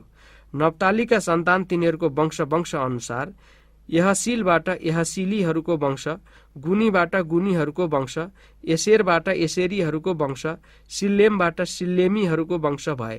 नप्तालीको कुलका वंशहरू यिनै हुन्। तिनीहरूको संख्या 45,400 थियो। इस्राएलीहरूका पुरुषहरूको जम्मा संख्या 6,01,730 थियो। परमप्रभुले मोसालाई भन्नुभयो, तिनीहरूका नाउँको संख्या अनुसार देश तिनीहरूका अधिकारको निम्ति बाँडियोस्। ठूलो कुललाई ठूलै भूमि र सानो कुललाई सानै भूमि गरी तैँले दिनु। एक कुललाई त्यसका मानिसको संख्या अनुसार अधिकार दिइयोस्। तापनि त्यो देश चिट्ठा हालेरै बाँडियोस्। तिनीहरूका आफ्ना आफ्ना पुर्खाका कुलको नाउँ अनुसार तिनीहरूले अधिकार गरून्। ठूला र सानाका बीचमा अधिकार चिट्ठा हालेर नै बाँडियोस्। तिनीहरूका वंश अनुसार गनिएका लेवीहरू यिनै हुन्। गेर्सोनबाट गेर्सोनीहरूको वंश, कहातबाट कहातीहरूको वंश, मरारीबाट मरारीहरूको वंश भए। लेवीको कुलका वंशहरू यी पनि हुन्। लिब्नीहरूको वंश, हेब्रोनीहरूको वंश, महलीहरूको वंश, मुसीहरूको वंश, कोरहीहरूको वंश। कहात अब्रामका पुर्खा थिए। अमरामकी स्वास्नीको नाउँ योकेबेद थियो। तिनी चाहिँ लेवीको कुलबाट मिश्र देशमा जन्माएकी छोरी थिइन्। तिनले अमरामबाट हारून, मोसा र तिनीहरूकी दिदी मिरियमलाई जन्माइन्। नादाब, अबिहु, एलाजार र इतामार हारूनबाट जन्मेका हुन्। तर नादाब र अबिहु चाहिँ परमप्रभुको सामु अन्य अग्निद्वारा बलि चढाउँदा मरेका थिए। 1 महिना र त्यसभन्दा माथिका लेवी पुरुषहरूको संख्या 23,000 थियो। तिनीहरू अरू इस्राएलीहरूका साथमा गनिएका थिएनन्, किनभने इस्राएलीहरूका बीचमा तिनीहरूलाई कुनै अधिकार दिएको थिएन। मोसा र एलाजार पुजारीबाट गनिएका सबै यिनीहरू नै थिए। तिनीहरूले इस्राएलीहरूलाई यरियोदेखि पारी यर्दन नदीको किनारनेर मोआबको मैदानमा गनेका थिए। तर यिनीहरूमध्ये मोसा र हारून पुजारीले सिनैको उजाड स्थानमा गनेका इस्राएलीहरूमा एउटै पनि थिएन, किनभने तिनीहरू उजाड स्थानमा नै मर्नेछन् भनी परमप्रभुले भन्नुभएको थियो। यपुन्नेको छोरो कालेब र नूनका छोरा यहोशु बाहेक तिनीहरू मध्येको एउटै मानिस पनि जीवित थिएन। गन्ती अध्याय 27। सलोफादका छोरीहरू। योसेफका छोरा मनस्सेका वंशहरूमा भएका मनस्सेका जनाती, माकिरका पनाती, गिलादका नाती, हेपेरका छोरा सलोफादका छोरीहरू महला, नोआह, होग्ला, मिल्का र तिर्सा थिए। तिनीहरू भेटु नेपालको ढोकामा मोसा, एलाजार पुजारी, नायकहरू र सबै समुदायको सामुन्ने उभिएर यसो भन्न लागे, हाम्रा बाबु उजाड स्थानमा मरे, तर तिनी परमप्रभुको विरुद्धमा उठ्ने कोरहको दलमा थिएनन्, तर तिनी आफ्नै पापमा मरे। तिनका छोराहरू पनि थिएनन्। छोराहरू नहुँदैमा हाम्रा बाबुको आफ्नो वंशको नाउँ किन मासिने? हाम्रा बाबुका दाजुभाइहरूमा हामीलाई पनि सम्पत्ति दिनुहोस्। मोसाले तिनीहरूको मामिला परमप्रभु कहाँ ल्याए। अनि परमप्रभुले मोसालाई भन्नुभयो, सलोफादका छोरीहरूले उठाएको कुरा ठिकै हो। तैँले तिनीहरूलाई तिनका बाबुका दाजुभाइहरूसँग अधिकार दिनु। तैँले तिनीहरूलाई बाबुको उत्तराधिकारी बनाइदिनु। तैँले इस्राएलीहरूलाई भन्, कुनै मानिस छोरो नभई मर्यो भने छोरीलाई नै उत्तराधिकारी बनाइदिनु। त्यसकी छोरी पनि छैन भने त्यसको अधिकार त्यसका दाजुभाइहरूलाई दिइयोस्। त्यसको दाजुभाइ पनि छैन भने त्यसको बाबुका दाजुभाइहरूलाई जाओस्। त्यसको बाबुका कुनै दाजुभाइ पनि छैन भने परिवारमा सबैभन्दा नजिकको साइनु पर्नेलाई त्यसको उत्तराधिकारी बनाइदिनु र त्यसले त्यो आफ्नो हकमा लियोस्। परमप्रभुले मोसालाई आज्ञा गर्नुभए बमोजिम यो इस्राएलको निम्ति धर्मविधान होस्। मोसाको मृत्यु अनि यहोशुको नियुक्ति। तब परमप्रभुले मोसालाई भन्नुभयो, तँ यो अबिराम पहाडमा उक्ली र मैले इस्राएलीहरूलाई दिएको देश हेर। तैँले त्यो देखेपछि तँ पनि तेरो दाजु हारुन झैं आफ्ना मानिसहरूमा मिल्न जानेछस्, किनभने जब जिनको उजाड स्थानमा भएका पानीहरूमा समुदाय मेरो विरुद्धमा उठेको थियो तब तिमीहरू दुवैले तिनीहरूका सामु मेरो पवित्रताको कदर नगरेर मेरो आज्ञा भङ्ग गरेका थियौ। यो घटना सिनको उजाड स्थानमा भएको मेरिबा कादेशका पानीहरूमा भएको थियो। मोसाले परमप्रभुलाई भने, सारा मानव जातिका आत्माका परमप्रभु परमेश्वरबाट नै यस समुदायमाथि एउटा मानिस नियुक्त होस्, जो तिनीहरूका अघि अघि बाहिर जाने र भित्र आउने होस्, जसले तिनीहरूलाई अगुवाई गरेर लैजानेछ र तिनीहरूलाई भित्र ल्याउनेछ। यसरी परमप्रभुका मानिसहरू गोठालो नभएका भेडाहरू झैं नहुन्। परमप्रभुले मोसालाई भन्नुभयो, आत्मा भएको नुनको छोरो यहोशुलाई तैँले लिएर त्यसमाथि तेरो हात राख र त्यसलाई एलाजार पुजारी र सारा समुदायको सामुन्ने खडा गर। तिनीहरूको नजरकै सामु त्यसलाई यो दायित्व सुम्पिदे। तैँले त्यसलाई तेरा अख्तियारबाट केही दे र सारा इस्राएली समुदायले त्यसको हुकुम पालन गरोस्। त्यो एलाजार पुजारी कहाँ आउने गरोस् र एलाजारले चाहिँ परमप्रभुको सामु उरिमद्वारा फैसला लिएर त्यसलाई बताउने गरोस्। यहोशुकै हुकुम बमोजिम सारा इस्राएलीहरू त्यससँगै आउने र जाने गरून्। तब परमप्रभुले तिनलाई आज्ञा गर्नुभए अनुसार मोसाले गरे। तिनले यहोशुलाई लिएर एलाजार पुजारी र सारा समुदायको सामुन्ने खडा गराए। परमप्रभुले मोसाद्वारा आज्ञा गर्नुभए झैं तिनले आफ्नो हात उनीमाथि राखे र उनलाई आफ्नो कामको दायित्व सुम्पे। गन्ती अध्याय 28। दैनिक बलिहरू। परमप्रभुले मोसालाई भन्नुभयो, इस्राएलीहरूलाई यसो भनेर आज्ञा गर, आगोद्वारा चढाइने मलाई मनपर्ने मिठो बास्ना हुने मेरा बलिहरूको भोजन तोकिएको समयमा चढाउन तिमीहरूले याद राख्नु। तिमीहरूले परमप्रभुको निम्ति आगोद्वारा चढाउने बलि यही हो। 2 वटा 1 वर्षे निष्कोट थुमाहरू नित्यको होम बलिको निम्ति दिनहुँ चढाउनु, एउटा बिहान र अर्को बेलुकी। अन्न बलिको निम्ति 1 लिटर कुटेको भद्राक्षको तेलमा मुछेको आधा पाथी मसिनो पिठो पनि सँगै चढाउनु। यो निरन्तरको होम बलि आगोद्वारा चढाइएको परमप्रभुको निम्ति मिठो बास्ना हुनलाई सिनै पर्वतमा ठहराइएको थियो। त्यसको अर्घ बलि चाहिँ एउटा थुमाको निम्ति 1 लिटर मध्ये होस्। त्यो अर्घ बलि पवित्र स्थानमा परमप्रभुको निम्ति चढाउनु। दोस्रो थुमा बेलुकी चढाउनु। बिहान जस्तो गरी अन्न बलि र त्यसको अर्घ बलि चढाउनु। यो परमप्रभुलाई मनपर्ने मिठो बास्ना आगोद्वारा चढाइएको बलि हो। सबाथका अरू बलिहरू। सबाथमा 2 वटा 1 वर्षे निष्कोट थुमा तेलमा मुछेको 1 पाथी मसिनो पिठो अन्न बलिको निम्ति र त्यसको अर्घ बलि समेत चढाउनु। नित्यको होम बलि र त्यसको अर्घ बलि बाहेक हरेक सबाथको होम बलि यही हो। हरेक महिनाको पहिलो दिनमा तिमीहरूले परमप्रभुको निम्ति होम बलिको लागि 2 वटा बाछा, एउटा भेडा र 7 वटा 1 वर्षे थुमा चढाउनु। यी सब निष्कोट हुनुपर्छ। हरेक बाछासित तेलमा मुछेको 1.5 पाथी मसिनो पिठो अन्न बलिको निम्ति, भेडासित तेलमा मुछेको 1 पाथी मसिनो पिठो अन्न बलिको निम्ति र हरेक थुमासित अन्न बलिको निम्ति तेलमा मुछेको आधा पाथी मसिनो पिठो चढाउनु। यो परमप्रभुको निम्ति मिठो बास्ना आगोद्वारा चढाइएको बलि अर्थात् होम बलिको लागि हो। तिनका अर्घ बलि एउटा बाछाको निम्ति 2 लिटर दाखमध्ये, भेडाको निम्ति 1.5 लिटर दाखमध्ये, हरेक थुमाको निम्ति 1 लिटर दाखमध्ये, वर्षभरिका सबै महिनाहरूमा हरेक औँसीमा चढाउने होम बलि यही हो। पाप बलिको लागि परमप्रभुको निम्ति एउटा बोका चाहिँ नित्यको होम बलि र अर्घ बलि बाहेक चढाउनु। निस्तार चाड। पहिलो महिनाको 14औं दिनमा परमप्रभुको निस्तार चाड मनाउनु पर्छ। त्यस महिनाको 15औं दिनमा एउटा उत्सव होस्। त्यस उत्सवमा 7 दिनसम्म अखमिरी रोटी खानुपर्छ। पहिलो दिन चाहिँ पवित्र सभा होस्। त्यस दिनमा तिमीहरूले कुनै दैनिक काम नगर्नु। परमप्रभुको निम्ति आगोद्वारा चढाइने बलिको लागि 2 वटा बाछा, एउटा भेडा र 7 वटा 1 वर्षे थुमा होम बलिको रूपमा चढाउनु। यी सब निष्कोट हुनुपर्छ। तिनका अन्न बलिको निम्ति हरेक बाछासित तेलमा मुछेको 1.5 पाथी मसिनो पिठो, भेडासित 1 पाथी र 7 वटा थुमामा हरेक थुमासित आधा पाथी चढाउनु। साथै तिमीहरूको प्रायश्चित गर्नलाई पाप बलिको निम्ति एउटा बोका पनि चढाउनु। यो चाहिँ बिहानको नित्यको होम बलि बाहेक चढाउनु। यही किसिमले तिमीहरूले 7 दिनसम्म परमप्रभुको निम्ति मिठो बास्ना हुनलाई आगोद्वारा चढाइने बलिहरूको भोजन प्रतिदिन चढाउनु। यो चाहिँ नित्यको होम बलि र त्यसको अर्घ बलि बाहेक चढाउनु। 7औं दिनमा तिमीहरूको एउटा पवित्र सभा होस् र तिमीहरूले त्यस दिन कुनै दैनिक काम नगर्नु। साताहरूको चाड।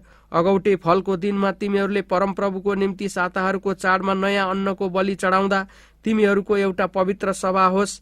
त्यस दिन तिमीहरूले कुनै दैनिक काम नगर्नु। तिमीहरूले परमप्रभुको निम्ति मिठो बासना हुनलाई बलिको लागि 2 वटा बाछा, एउटा भेडा र 7 वटा 1 वर्षीय थुमा, तिनका अन्न बलिको निम्ति हरेक बाछासित तेलमा मुछेको 1.5 पाथी मसिनो पिठो, भेडासित 1 पाथी र 7 वटा थुमामा हरेक थुमासित आधा पाथी चढाउनु। साथै तिमीहरूको प्रायश्चित गर्नलाई एउटा बोका पनि चढाउनु। नित्यको होम बलि र त्यसको अन्न बलि बाहेक तिमीहरूले तिनका अर्घ बलि चढाउनु। ती पशुहरू चाहिँ निष्खोट हुनुपर्छ। गन्ती अध्याय 29। तुरहीको चाड। 7औं महिनाको पहिलो दिनमा तिमीहरूको एउटा पवित्र सभा होस्। त्यस दिन तिमीहरूले कुनै दैनिक काम नगर्नु। त्यो तिमीहरूका निम्ति तुरही बजाउने दिन हो। तिमीहरूले परमप्रभुलाई मनपर्ने मिठो बासना हुनलाई होम बलिको निम्ति एउटा बाछा, एउटा भेडा र 7 वटा 1 वर्षीय थुमा चढाउनु। यी सब निष्खोट हुनुपर्छ। तिनका अन्न बलिको निम्ति बाछासित तेलमा मुछेको 1.5 पाथी मसिनो पिठो, भेडासित 1 पाथी र 7 थुमामा हरेक थुमासित आधा पाथी चढाउनु। साथै तिमीहरूको प्रायश्चित गर्नलाई पाप बलिको निम्ति एउटा बोका पनि चढाउनु। यी सबै महिना र दिन दिनका होम बलिहरू र तिनका अन्न बलि र अर्घ बलिहरू बाहेक हुन्। यी परमप्रभुको निम्ति मिठो बासना हुनलाई तिनका विधि अनुसार आगोद्वारा चढाइएका बलिहरू हुन्। प्रायश्चितको दिन।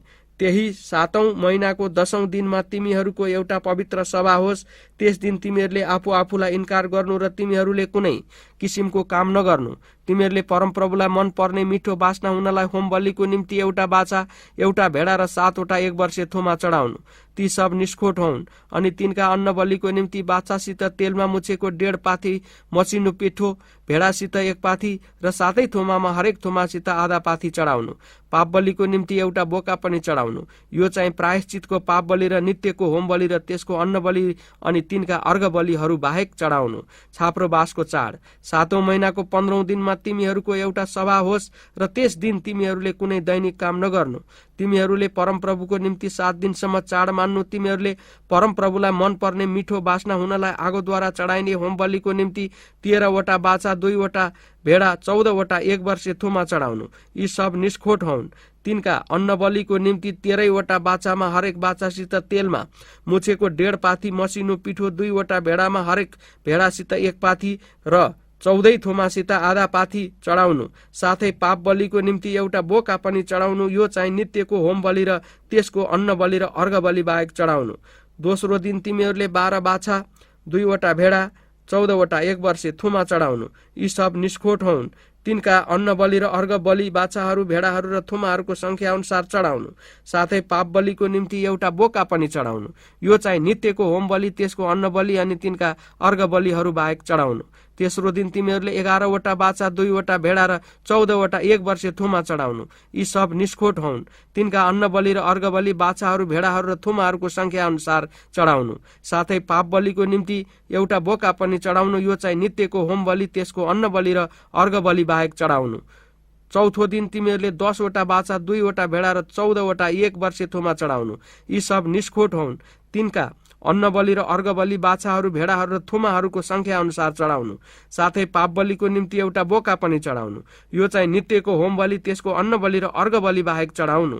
5औं दिन तिमीहरूले 9 वटा बाछा, 2 वटा भेडा र 14 वटा 1 वर्षीय थुमा चढाउनु। यी सब निष्खोट हुन्। तिनका अन्न बलि र अर्घ बलि बाछाहरू, भेडाहरू र थुमाहरूको संख्या अनुसार चढाउनु। साथै पाप बलिको निम्ति एउटा बोका पनि चढाउनु। यो चाहिँ नित्यको होम बलि, त्यसको अन्न बलि र अर्घ बलि बाहेक चढाउनु। 6औं दिन तिमीहरूले 8 वटा बाछा, 2 वटा भेडा र 14 वटा 1 वर्षीय थुमा चढाउनु। यी सब निष्खोट हुन्। तिनका अन्न बलि, अर्घ बलि बाछाहरू, भेडाहरू र थुमाहरूको संख्या अनुसार चढाउनु। साथै पाप बलिको निम्ति एउटा बोका पनि चढाउनु। यो चाहिँ नित्यको होम बलि, त्यसको अन्न बलि र अर्घ बलि बाहेक चढाउनु। 7औं दिन तिमीहरूले 7 वटा बाछा, 2 वटा भेडा र 14 वटा 1 वर्षीय थुमा चढाउनु। यी सब निष्खोट हुन्। तिनका अन्न बलि र अर्घ बलि बाछाहरू, भेडाहरू र थुमाहरूको संख्या अनुसार चढाउनु। साथै पाप बलिको निम्ति एउटा बोका पनि चढाउनु। यो चाहिँ नित्यको होम बलि, त्यसको अन्न बलि र अर्घ बलि बाहेक चढाउनु। 8औं दिन तिमीहरूका एउटा पवित्र सभा होस् र तिमीहरूले कुनै दैनिक काम नगर्नु। तिमीहरूले परमप्रभुलाई मनपर्ने मिठो बासना हुनलाई आगोद्वारा चढाउने होम बलिको निम्ति एउटा बाछा, एउटा भेडा र 7 वटा 1 वर्षीय थुमा चढाउनु। ती सब निष्खोट हुन्। तिनका अन्न बलि र अर्घ बलि बाछा, भेडा र थुमाहरूको संख्या अनुसार चढाउनु। साथै पाप बलिको निम्ति एउटा बोका चढाउनु। यो चाहिँ नित्यको होम बलि, त्यसको अन्न बलि र अर्घ बलि बाहेक चढाउनु। तिमीहरूका भाकल र राजी खुसीका बलि बाहेक तिमीहरूले होम बलि, अन्न बलि, अर्घ बलि र मेल बलि तिमीहरूका तोकिएका चाडहरूमा परमप्रभुलाई चढाउनु। परमप्रभुले मोसालाई आज्ञा गर्नु भए अनुसार सबै कुरा मोसाले इस्राएलीहरूलाई बताइदिए। गन्ती अध्याय 30। भाकल विषयका विधिहरू। मोसाले इस्राएली कुल नायकहरूलाई यसो भने, परमप्रभुले आज्ञा गर्नुभएको कुरो यही हो, कुनै मानिसले परमप्रभुको निम्ति भाकल गर्यो अथवा बाचा बाँधेर शपथ खायो भने त्यसले आफ्नो वचन भङ्ग गर्नु हुँदैन। त्यसको मुखबाट जुन वचन निस्किएको थियो त्यो त्यसले गर्नै पर्छ। आफ्ना बाबुको घरमा हुँदा कुनै युवतीले जब परमप्रभुको निम्ति भाकल गर्छे अथवा बाचा बाँधेर शपथ खान्छे र त्यो भाकल वा बाचा बन्धन सुनेर पनि त्यसका बाबु चुप लागि बस्छन्, तब त्यो शपथ वा बाचा बन्धन कायम रहनेछ। तर बाबुले त्यो सुनेको दिन त्यसको विरोध गर्यो भने त्यसको शपथ अथवा बाचा बन्धन रद्द हुनेछ। त्यसका बाबुले नै विरोध जनाएका हुनाले परमप्रभुले त्यसलाई क्षमा गर्नुहुनेछ। त्यसले भाकल गरिसकेर अथवा बिना सोच विचार गरेको बाचा बाँधेर त्यसको विवाह भयो अनि त्यसको लोग्नेले त्यो चाल पाएको दिनमा चुप लागि बस्यो भने त्यो भाकल वा बाचा बन्धन कायम रहनेछ। तर त्यसको लोग्नेले त्यो चाल पाएको दिन आफ्नो विरोध जाहेर गर्यो भने त्यसको भाकल वा बाचा बन्धन रद्द हुनेछ अनि परमप्रभुले त्यस स्त्रीलाई क्षमा गर्नुहुनेछ। विधवा र लोग्नेसँग छुट्टिएकी स्त्रीले गरेको भाकल वा बाचा बन्धन चाहिँ कायम रहनेछ। कुनै स्त्रीले आफ्नो लोग्नेको घरमा आइसकेर कुनै भाकल गर्छे अथवा बाचा बाँधेर शपथ खान्छे र त्यो भाकल वा बाचा बन्धन सुनेर पनि त्यसको लोग्ने चुपै लागेर विरोध गर्दैन भने त्यो भाकल वा बाचा बन्धन कायम रहनेछ। तर त्यसको लोग्नेले त्यो सुनेको दिनमा त्यसको भाकल वा बाचा बन्धन रद्द गर्छ भने त्यसको मुखबाट निस्केको वचन निरर्थक हुनेछ। परमप्रभुले त्यस स्त्रीलाई क्षमा गर्नुहुनेछ। स्वास्नीले आफैलाई इन्कार गर्ने कुनै भाकल वा बाचा बन्धनलाई त्यसको लोग्नेले अनुमोदन गर्न वा रद्द गर्न सक्छ। तर यदि त्यसको लोग्नेले आफ्नी स्वास्नीको भाकल वा बाचा बन्धनको बारेमा दिनदिनै चुपै रहन्छ भने उसले त्यो पक्का गर्छ। सुनेपछि पनि ऊ चुप लागेको हुनाले त्यो स्वीकृति दिएको बराबर हो। तर सुनेको अलिक समयपछि त्यो कुरा उसले रद्द गर्यो भने त्यस स्त्रीको दोषको उत्तरदायी ऊ नै हुनेछ। लोग्ने स्वास्नी र आमा बाबुको घरमा बसेकी जवान छोरीको सम्बन्धमा परमप्रभुले मोसालाई दिनुभएका विधिहरू यिनै हुन्। मिद्यानीहरूमाथि विजय। परमप्रभुले मोसालाई भन्नुभयो, इस्राएलीहरूका निम्ति तैँले मिद्यानीहरूसँग बदला ले, त्यसपछि तँ आफ्ना मानिसहरूसम्म मिल्न जानेछस्। तब मोसाले मानिसहरूलाई यसो भने, मिद्यानीहरूसँग युद्ध गर्न र उनीहरूसँग बदला लिनलाई तिमीहरूले आफ्ना मानिसहरूमा कतिपयलाई तयार पार। इस्राएलको हरेक कुलबाट 1,000 मानिस तिमीहरूले युद्धमा पठाउनु। यसकारण इस्राएलीहरूको हरेक कुलबाट युद्धको निम्ति 1,000 गरी 12,000 सैन्य खटिए।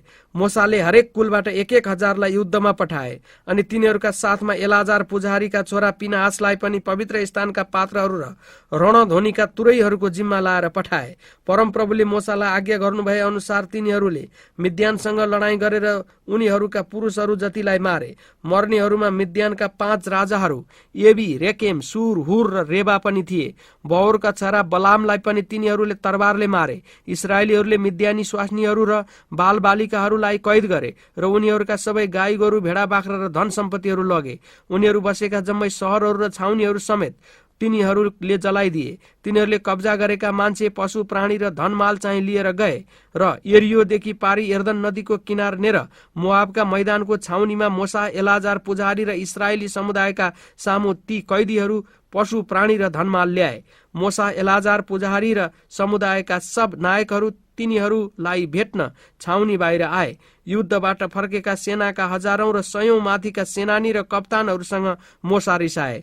मोसाले तिनीहरूलाई भने, के तिमीहरूले सबै स्वास्नी मानिसहरूलाई जिउँदै राख्यौ? हेर, यिनीहरूले नै बालामको युक्तिद्वारा इस्राएलीहरूलाई पोरमा परमप्रभुको विरुद्धमा अपराध गर्न लागेका थिए। यसैले समुदायको बीचमा विपत्ति पनि आएको थियो। यसै कारण सबै नाबालिगहरूमध्ये केटा जतिलाई र पुरुषसँग सहवास गरेका स्त्रीहरूलाई मार, तर सबै कन्या केटीहरू चाहिँ तिमीहरूले आफ्ना निम्ति जिउँदै राख। तिमीहरूमा जसले कुनै मानिसलाई मारेको छ वा लास छोएको छ ती सबै छाउनी बाहिर 7 दिनसम्म बस्नुपर्छ। तेस्रो र 7औं दिनमा तिमीहरूले आफैलाई आफ्ना कैदीहरूलाई समेत चोख्याउनु। सबै लुगा र छाला, बाख्राका रौं र काठका सबै माल सामानहरू तिमीहरूले चोख्याउनु पर्छ। तब एलाजार पुजारीले लडाईँमा गएका योद्धाहरू सबैलाई भने, परमप्रभुले मोसालाई यसो भनी आज्ञा गर्नुभएको छ, सुन, चाँदी, काँसो, फलाम जस्ता र सिसा अनि आगोले भस्म नपार्ने हरेक चिज आगोमा हालेर शुद्ध गर्नु। त्यसबाहेक ती सबै शुद्धिकरणको पानीमा चोखाउनु पर्छ अनि आगोमा भस्म हुने चिजहरू चाहिँ त्यही पानीमा हालेर शुद्ध गर्नु। 7औं दिनमा तिमीहरूले आफ्ना लुगा धुनु र तिमीहरू शुद्ध हुनेछौ। त्यसपछि तिमीहरू छाउनीमा आए हुन्छ। लडाईँमा हात पारेका माल सामान। परमप्रभुले मोसालाई भन्नुभयो, तँ एलाजार पुजारी र समुदायका परिवारका मुखियाहरूले कैद गरेर ल्याएका मानिसहरू र पशु प्राणीहरू गन्ती गर। लडाईँमा गएका योद्धाहरू र बाँकी सबै समुदायका बीच ती माल सामानहरू 2 भाग गरी बाँड। लडाईँमा गएका योद्धाहरूबाट मानिसहरू, गाई गोरु, गधा, भेडा, बाख्राहरू मध्येबाट प्रत्येक 500मा एउटा परमप्रभुको निम्ति कर देऊ। तिनीहरूको आधा हिस्साबाट यति लिएर परमप्रभुको निम्ति भेटीको रूपमा एलाजार पुजारीलाई देऊ। इस्राएलीहरूको आधा हिस्साबाट मानिसहरू, गाई गोरु, गधा, भेडा, बाख्रा वा अरू पशु प्राणीबाट प्रत्येक 50मा एउटा लिएर परमप्रभुको पवित्र वासस्थानको जिम्मा लिने लेवीहरूलाई देऊ। अनि परमप्रभुले मोसालाई आज्ञा गर्नुभए झैं मोसा र एलाजार पुजारीले गरे। योद्धाहरूले हात पारेका धनमालको बाँकी सम्पत्ति यो थियो: भेडा 67,500, गाई गोरु 72,000, गधा 61,000 र पुरुषसँग सहवास नगरेका स्त्रीहरू जम्मा 32,000। त्यसबाट लडाईँमा गएकाहरूको भागमा परेको आधा हिस्सा यो थियो: 3,37,500 भेडाहरू, जसबाट परमप्रभुको निम्ति कर 6,075 भेडा थिए। 36,000 गाई गोरुहरू, जसबाट परमप्रभुको निम्ति कर 72 थिए। 30,500 गधाहरू, जसबाट परमप्रभुको निम्ति कर 61 थिए। 16,000 स्त्रीहरू, जसबाट परमप्रभुको निम्ति कर 32 जना थिए। परमप्रभुले मोसालाई गर्नुभए झैं परमप्रभुका भेटीको कर मोसाले एलाजार पुजारीलाई दिए। मोसाले लडाईँमा गएका मानिसहरूदेखि भाग लगाएका इस्राएलीहरूको आधा हिस्सा चाहिँ यो थियो: 3,37,500 भेडा, 36,000 गाई गोरु, 30,500 गधा र 16,000 स्त्रीहरू। इस्राएलीहरूको आधा हिस्साबाट मोसाले परमप्रभुको आज्ञा बमोजिम मानिस र पशुहरूबाट प्रत्येक 50मा एउटा गरी ल्याएर परमप्रभुको पवित्र वासस्थानको जिम्मा लिने लेवीहरूलाई दिए। तब सेनाका हजारौं र सयौं माथिका सेनानी र कप्तानहरू र सयौंका कप्तानहरू मोसा कहाँ आए अनि तिनीहरूले मोसालाई भने, हाम्रा अधीनका योद्धाहरूको गन्ती हामीले लिएका छौं। हाम्रो एउटै मान्छे पनि कम्ती छैन। यसकारण हामी प्रत्येकले पाएका सुनका गहना, बाजु, बाला, छाप, औँठी, कुण्डल र सिक्रीहरू परमप्रभुलाई चढाएर हाम्रो प्रायश्चित गर्न हामीले ल्याएका छौं। मोसा र एलाजार पुजारीले तिनीहरूबाट ती सबै सुनका गहनाहरू लिए। हजारौंका सेनानीहरू र सयौंका कप्तानहरूबाट लिएर तिनीहरूले परमप्रभुलाई चढाएका सुनको ओजन 190 किलोग्राम थियो। लडाईँमा गएका मानिसहरू हरेकले लुटका धनमाल आफैले नै लगेका थिए। तब मोसा र एलाजार पुजारीले हजारौं र सयौंका सेनानी र कप्तानहरूले ल्याएका सुन लिएर परमप्रभुको सामुन्ने इस्राएलीहरूका निम्ति सम्झना हुनलाई भेट हुने पालभित्र ल्याए। गन्ती अध्याय 32। रुबेन र गादका सन्तान। रुबेन र गादका सन्तानका बथान गाईबस्तु थिए। तिनीहरूले याजेर र गिलाद गौचरणको लागि उपयुक्त रहेछन् भनी देखे। यसैले गाद र रुबेनका सन्तान मोसा, एलाजार पुजारी र समुदायका नायकहरू कहाँ आएर यसो भने, अतारोत, दिबोन, याजेर, निम्रा, हेसबोन, एलाले, सबाम, नेबो र बौन, जुन देशलाई परमप्रभुले इस्राएलीहरूका समुदायको सामु नष्ट गर्नुभएको थियो, यी सब गौचरणको लागि उपयुक्त रहेछन्। हामीसँग गाईबस्तु पनि छन्। यदि हामीमाथि तपाईको निगाह भए यी देश हाम्रो अधिकारमा दिनुहोस्। हामीलाई एर्दन पारी चाहिँ नलैजानुहोस्। मोसाले गाद र रुबेनका सन्तानलाई भने, तिमीहरूका दाजुभाइ उता लडाईँमा जाँदा तिमीहरू चाहिँ यता ढोक्कै बस्छौ।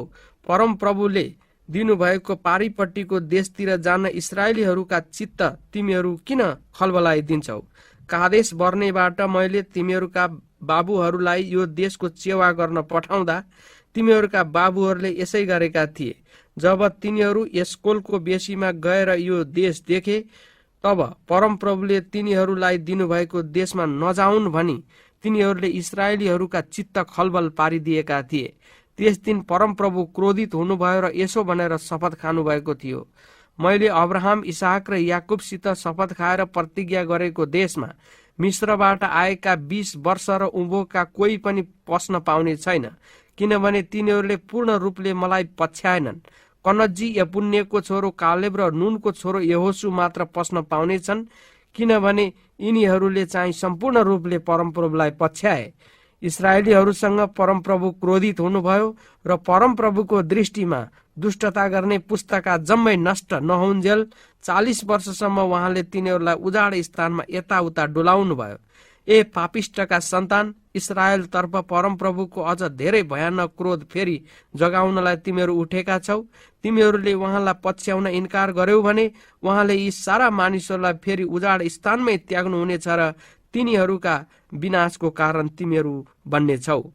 तब तिनीहरू मोसाको नजिक आएर भने, हामी आफ्ना भेडाहरूका निम्ति खोर अनि आफ्ना स्त्री र बालबच्चाका निम्ति सहरहरू यहाँ बनाउन चाहन्छौ, तर हामी आफै चाहिँ इस्राएलीहरूलाई तिनीहरूका ठाउँमा नपुरन्जेल तिनीहरूका अघि लागेर सशस्त्र जान तयार छौं।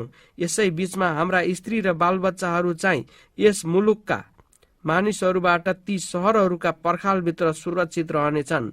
इस्राएलको हरेक मानिसले आफ्नो अधिकारको हिस्सा नपाउन्जेल हामी घर फर्कने छैनौं। यर्दन पारिपट्टि त्यसपछि उता तिनीहरूसित हामीहरू हिस्सा लिने छैनौं, किनकि हाम्रो अधिकारको हिस्सा यर्दन वारी पूर्वपट्टि नै परेको छ। तब मोसाले तिनीहरूलाई भने, ठिकै छ, यदि परमप्रभुको सामुन्ने तिमीहरू सशस्त्र लडाईँमा जान्छौ अनि यदि परमप्रभुले आफ्ना शत्रुहरूलाई धपाएर देश परास्त नगरुन्जेल तिमीहरू परमप्रभुको अघि सशस्त्र यर्दन पारी गयो भने जब परमप्रभुको सामुन्ने त्यो देश बसमा हुन्छ तब तिमीहरू फर्कन सक्छौ अनि परमप्रभु र इस्राएल तर्फ तिमीहरूको कर्तव्यबाट तिमीहरू मुक्त हुनेछौ। तब यो मुलुक परमप्रभुको सामु तिमीहरूको अधिकारमा आउनेछ। तर तिमीहरूले यसो गरेनौ भने तिमीहरूले परमप्रभुको सामु पाप गर्नेछौ र तिमीहरूको पापले अवश्य तिमीहरूलाई फेला पार्नेछ। तिमीहरूका स्त्री र बालबच्चाका निम्ति सहरहरू र भेडा बाख्राका निम्ति खोरहरू बनाओ, तर तिमीहरूले गरेका प्रतिज्ञा पनि पूरा गर। तब गाद र रुबेनका सन्तानले मोसालाई भने, हजुरले आज्ञा गर्नु भए अनुसार हामीहरू गर्नेछौ। हाम्रा बालकहरू, स्वास्नीहरू, भेडा बाख्रा र गाई गोरु सबै यही गिलादका सहरहरूमा रहनेछन्। तर हजुरका दासहरू तपाईको आज्ञा अनुसार परमप्रभुको सामु लडाईँ गर्न सशस्त्र पारी जानेछौ। तब मोसाले तिनीहरूका विषयमा एलाजार पुजारी, नूनका छोरा यहोसु र इस्राएलीहरूका कुलका परिवारका मुखियाहरूलाई आज्ञा दिए। मोसाले तिनीहरूलाई यसो भने, गाद र रुबेनका सन्तान, तिमीहरूका साथमा परमप्रभुको सामु लडाईँमा सशस्त्र यर्दन पारी गए भने जब देश तिमीहरूको कब्जामा आउनेछ तब तिमीहरूले गिलाद देश तिनीहरूको अधिकारमा दिनु। तर तिनीहरू शस्त्र उठाएर तिमीहरूका साथमा पारी जान मानेनन् भने तिनीहरूले तिमीहरूसँग कनान देशमै अधिकारको हिस्सा पाउनेछन्।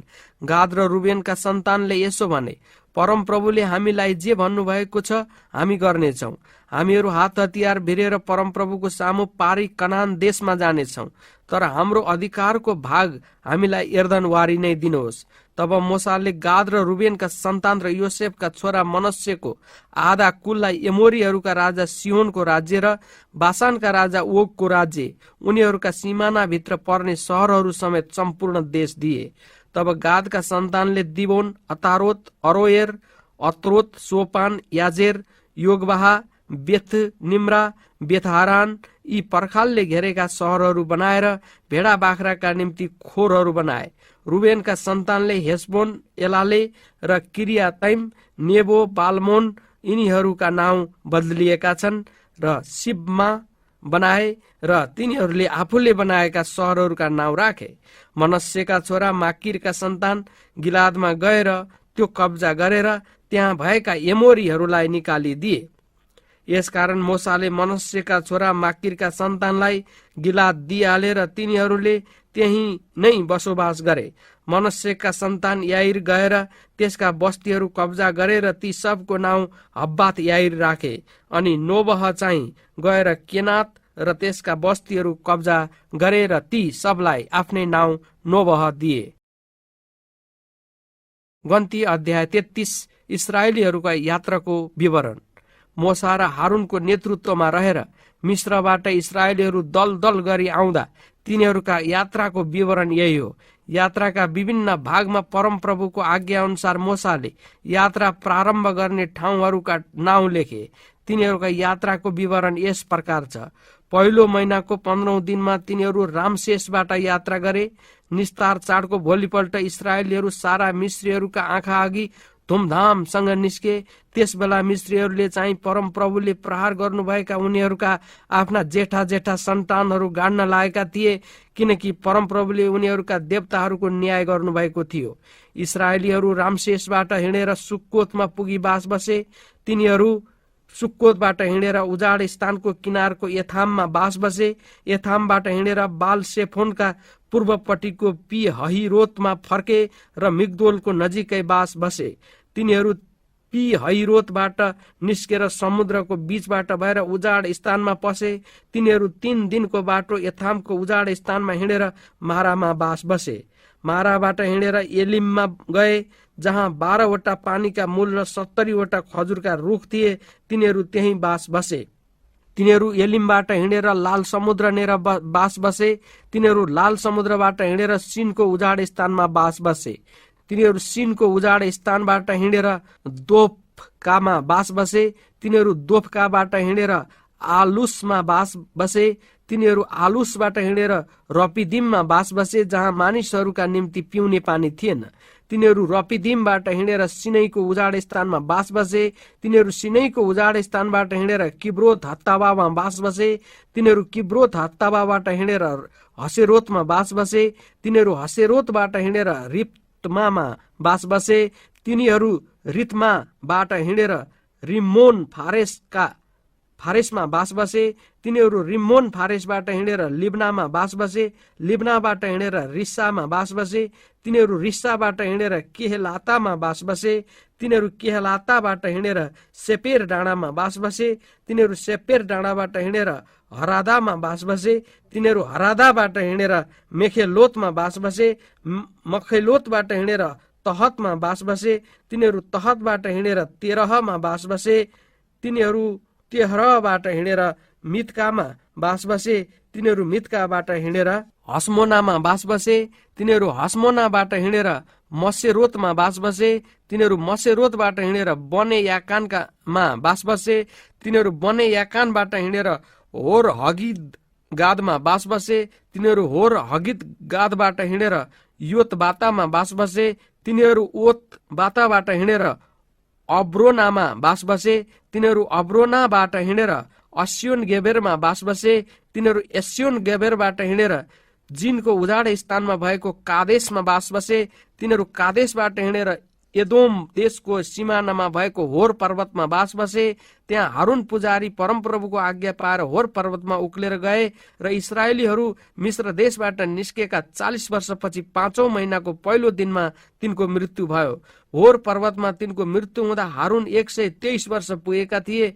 कनानको नेगेब भनिने देशमा बस्ने आरादका कनानी राजाले इस्राएलीहरू आउँदैछन् भन्ने कुरा सुने। तिनीहरू होर पर्वतबाट हिँडेर सल्मोनामा बास बसे। तिनीहरू सल्मोनाबाट हिँडेर पुनोनमा बास बसे। तिनीहरू पुनोनबाट हिँडेर ओबोतमा बास बसे। तिनीहरू ओबोतबाट हिँडेर मोआबको सिमानामा भएको इए अबारिममा बास बसे। तिनीहरू इइमबाट हिँडेर दिबोन गादमा बास बसे। तिनीहरू दिबोन गादबाट हिँडेर अल्मोन दिब्लातैममा बास बसे। तिनीहरू अल्मोन दिब्लातैमबाट हिँडेर नेबोनेरका अबारिमका पहाडहरूमा बास बसे। तिनीहरू अबारिमका पहाडहरूबाट हिँडेर एर्दन नदीको किनारमा यरियोदेखि पारी मोआबको मैदानमा बास बसे। एर्दन नदीको किनारनेर मोआबको मैदानमा बेत एसिमोतदेखि लिएर हाबिल सित्तिमसम्मै तिनीहरू बास बसे। कनानीहरूलाई निकाल्ने आज्ञा। तब यरियोदेखि पारी एर्दन नदीको किनारनेर मोआबको मैदानमा परमप्रभुले मोसालाई भन्नुभयो, इस्राएलीहरूलाई भन्, जब तिमीहरू एर्दन नदी तरेर कनान देशमा पुग्छौ तब तिमीहरूले त्यस देशका बासिन्दाहरू सबैलाई त्यहाँबाट धपाइदिनु र उनीहरूका खोपिएका प्रतिमाहरू र धलौटे मूर्तिहरू सबै नष्ट पारिदिनु। उनीहरूका डाँडाका थानहरू भत्काइदिनु। त्यो देश कब्जा गरेर तिमीहरू त्यही बसोबास गर्नु, किनभने त्यो देश अधिकार गर्न मैले तिमीहरूलाई दिएको छु। तिमीहरूले आफ्ना आफ्ना वंश अनुसार त्यस देशमा चिट्ठा हालेर हिस्सा बाँड्नु। धेरै परिवार हुने वंशलाई ठूलो अधिकार दिनु र थोरै परिवार हुने वंशलाई तिमीहरूले सानै अधिकार दिनु। जसको चिट्ठा जहाँ पर्छ त्यो त्यसकै होस्। तिमीहरूका पुर्खाका कुल अनुसार तिमीहरूले हिस्सा बाँड्नु। तर तिमीहरूले त्यस देशका बासिन्दाहरूलाई धपाएनौ भने रहन दिएकाहरू चाहिँ तिमीहरूका आँखामा परेका छेस्का र जिउमा बिजेका काँडा जस्तै हुनेछन्। तिमीहरू जहाँ बसे पनि उनीहरूले तिमीहरूलाई दुःख दिनेछन्, अनि मैले उनीहरूलाई जे गरौँला भनी ठानेको थिएँ त्यो म तिमीहरूलाई गर्नेछु। गन्ती अध्याय 34। कनान देशका सिमानाहरू। परमप्रभुले मोसालाई भन्नुभयो, इस्राएलीहरूलाई भन्, जब तिमीहरू कनान देश प्रवेश गर्छौ, तिमीहरूलाई सम्पत्तिको रूपमा दिएको भूमिको सिमाना यस प्रकार हुनेछ। तिमीहरूको दक्षिण प्रान्तमा एदोम नेरका जिनको उजाड स्थानको केही भाग होस्। तिमीहरूको दक्षिण सिमाना पूर्वतिर खारा समुद्रको टुङ्गोदेखि लागेर अक्रमबिमको उकालोको दक्षिणतिर निस्केर जिनसम्म र कादेश बर्नेको दक्षिणतिर पुगोस्। त्यहाँबाट हसर अद्दर भएर अजमोनसम्म पुगोस्। तब सिमाना अजमोनबाट घुमेर मिश्रका खोलासम्म पुगी महासमुद्रमा टुङ्गियोस्। फेरि पश्चिमी सिमाना चाहिँ महासमुद्र र त्यसको किनारै किनार होस्। तिमीहरूको पश्चिमी सिमाना यही होस्। तिमीहरूको उत्तरको सिमाना यो होस्, महासमुद्रबाट होर पर्वतसम्म तिमीहरूले सिमाना बाँध्नु र होर पर्वतबाट लेबो हमातसम्म सिमाना बाँध्नु। तब त्यस सिमाना सदाद भएर सिप्रोनसम्म पुगोस्। त्यसको टुङ्गो चाहिँ हसर एनान होस्। तिमीहरूको उत्तरको सिमाना यही होस्। तिमीहरूले आफ्नो पूर्वीय सिमाना चाहिँ हसर एनानदेखि सपामसम्म बाँध्नु र त्यो सिमाना सपामदेखि तल झरेर ऐनको पूर्वपट्टिको रिब्लासम्म पुगोस्। त्यो सिमाना फेरि तल झरेर किन्नरेत झिलको किनारसम्म पुगोस्। तब त्यो सिमाना यर्दन नदीको किनारै किनार भएर खारा समुद्रमा निस्कोस्। चारैतिरका सिमाना समेत तिमीहरूको देश यही हो। मोसाले इस्राएलीहरूलाई यसो भनेर आज्ञा गरे, परमप्रभुको आज्ञा बमोजिम चिट्ठा हालेर 9.5 कुलको अधिकार गर्ने देश यही हो। किनकि रुबेन र गादका कुलहरू र मनस्यको आधा कुलका परिवारले आफ्ना हिस्सा पाइसकेका छन्। ती 2.5 कुलले यरियोका नजिकको यर्दन नदीको पूर्वपट्टि आफ्नो आफ्नो अधिकार पाइसकेका छन्। परमप्रभुले मोसालाई भन्नुभयो, तिमीहरूलाई अधिकारको निम्ति देश बाँडिदिने मानिसहरूका नाउँ यिनै हुन्, एलाजार पुजारी र नुनको छोरो यहोसु। अधिकारको निम्ति देश बाँड्नलाई तिमीहरूका कुलै पिच्छे एक एकवटा नायक छुट्याउनु। तिनीहरूका नाउँ यस प्रकार छ, यहुदाको कुलका यपुन्नेको छोरो कालेब, सिमियोनको कुलका अम्मिहुदको छोरो सेमुएल, बेन्यामिनको कुलका किस्लोनको छोरो एलिदाद, दानको कुलका नायक योगलीको छोरो बुक्की, योसेफको छोरो मनस्यको कुलको नायक यपोदको छोरो हन्नियल, योसेफको छोरो एफ्राइमको कुलको नायक सिप्तानको छोरो कमुएल, जबुलुनको कुलका नायक पर्नाकको छोरो एलिजापान, इसाखारको कुलका नायक अजानको छोरो पल्तियल, आशेरको कुलका नायक सलोमीको छोरो अहिहुद, नप्तालीको कुलका नायक अम्मिहुदको छोरो पदहेल। कनान देशमा इस्राएलीहरूका बीच तिनीहरूका हिस्सा बाँडिदिनलाई परमप्रभुले नियुक्त गर्नुभएका मानिसहरू यिनै हुन्। गन्ती अध्याय 35। लेवीका सहरहरू। परमप्रभुले यरियोदेखि पारी यर्दनको किनारनेर मोआबको मैदानमा मोसालाई भन्नुभयो, आफ्नो अधिकारमा परेको हिस्साबाट लेवीहरू बस्नलाई सहरहरू दिनु भनी इस्राएलीहरूलाई आदेश दे। अनि लेवीहरूलाई ती सहरहरूका वरिपट्टि खर्कको जग्गा दे।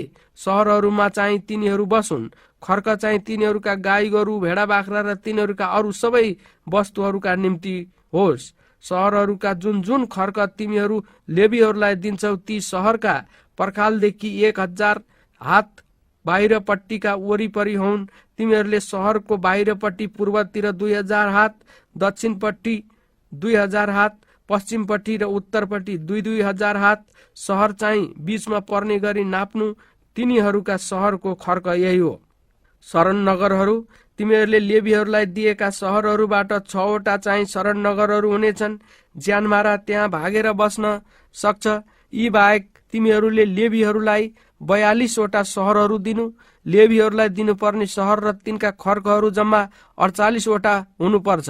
इस्राएलीहरूमा धेरै उत्तराधिकार हुनेबाट थोरै र थोरै उत्तराधिकार हुनेबाट थोरै सहर लिनु। जस जसका जति सहरहरू छन् त्यति अन्दाज गरी लेवीहरूलाई सहरहरू दिनु। फेरि परमप्रभुले मोसालाई भन्नुभयो, इस्राएलीहरूलाई भन्, तिमीहरू यर्दन नदी तरेर कनान देशमा पुगेपछि त्यहाँ शरण नगरहरू छानेर नियुक्त गर्नु र अजानमा कसैले मान्छे मार्यो भने ज्यानमारा त्यहाँ भागोस्। ती सहरहरू बदला लिन खोज्नेबाट शरण लिने ठाउँ हुनेछन् र त्यो ज्यानमारा समुदायको सामु न्यायको लागि खडा नहुन्जेल नमारियोस्। तिमीहरूले दिने शरण नगरहरूको संख्या 6वटा होस्। यर्दन वारी पूर्वपट्टि 3वटा सहर, कनान देशमा 3वटा सहर शरण नगरको निम्ति छुट्याउनु। इस्राएलीहरू परदेशीहरू र तिनीहरूका बीचमा अरू प्रवास गर्नेहरूका निम्ति ती सहर 6वटा शरण नगरहरू हुनेछन्। यसरी अजानमा कसैको ज्यान लिने व्यक्ति त्यहाँ भागेर जान सक्छ।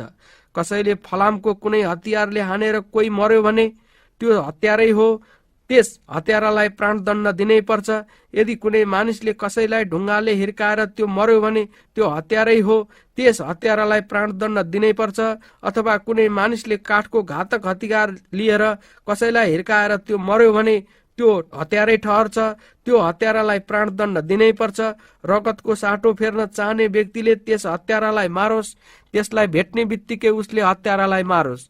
रिसमा विचार गरेर कसैले कसैलाई घचेटेर मार्यो वा ढुकेर झटारो हानी मार्यो भने अथवा हातले प्रहार गरेर कसैले कसैलाई मार्यो भने प्रहार गर्ने व्यक्ति मारिनै पर्छ, त्यो हत्यारा हो। रगतको साटो लिने व्यक्तिले त्यसलाई जहाँ फेला पार्छ त्यही मारोस्।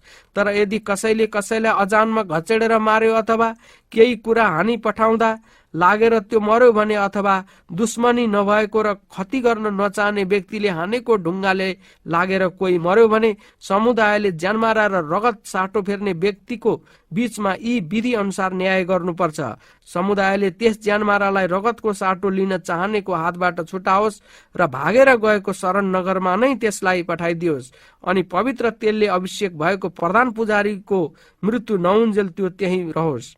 तर त्यो ज्यानमारा कुनै बेला आफू भागेर गएको शरण नगरदेखि बाहिर गयो र रगतको साटो फेर्न चाहनेले त्यसलाई यसरी बाहिर फेला पारेर ज्यानमारालाई मार्यो भने त्यो रगतको दोषी हुने छैन, किनभने प्रधान पुजारीको मृत्यु नहुन्जेल त्यो सहरभित्र रहनु पर्ने थियो। प्रधान पुजारीको मृत्युपछि मात्र त्यो आफ्नै अधिकारको जग्गामा फर्कोस्। तिमीहरू जहीँ बसे तापनि तिमीहरू र तिमीहरूका आउँदो सारा पुस्ताहरूमा यो विधि विधान कायम रहनेछ। कसैले कसैको हत्या गर्यो भने त्यस हत्यारालाई साक्षीहरूले दिएको सबुतको आधारमा मात्रै प्राणदण्ड मिलोस्। तर एउटा मात्र साक्षीको गवाईमा चाहिँ कसैलाई प्राणदण्ड नदिनु। प्राणदण्ड पाउने योग्यको हत्यारालाई बचाउन तिमीहरूले छुटकाराको मोल नलिनु, त्यसलाई प्राणदण्ड मिल्नै पर्छ। शरण नगरमा भागेर गएको व्यक्तिबाट तिमीहरूले छुटकाराको मोल नलिनु र प्रधान पुजारी नमरुन्जेल त्यो आफ्नो जग्गामा फर्किन नपाओस्। तिमीहरूले आफू बसेका ठाउँहरू अशुद्ध नपार्नु, किनकि रगतले देश अशुद्ध पार्छ र रक्तपात गर्नेको रगतले बाहेक अरू कुनै रगतले पनि त्यहाँ रगत बगाएको देशको निम्ति प्रायश्चित गर्न सकिँदैन। आफू बसेको देश तिमीहरूले अशुद्ध नपार्नु, जहाँ म पनि बास गर्छु, किनकि म परमप्रभु इस्राएलीहरूका बीचमा बास गर्छु। गन्ती अध्याय 36 उत्तराधिकारिनी सम्बन्धी विधिहरू।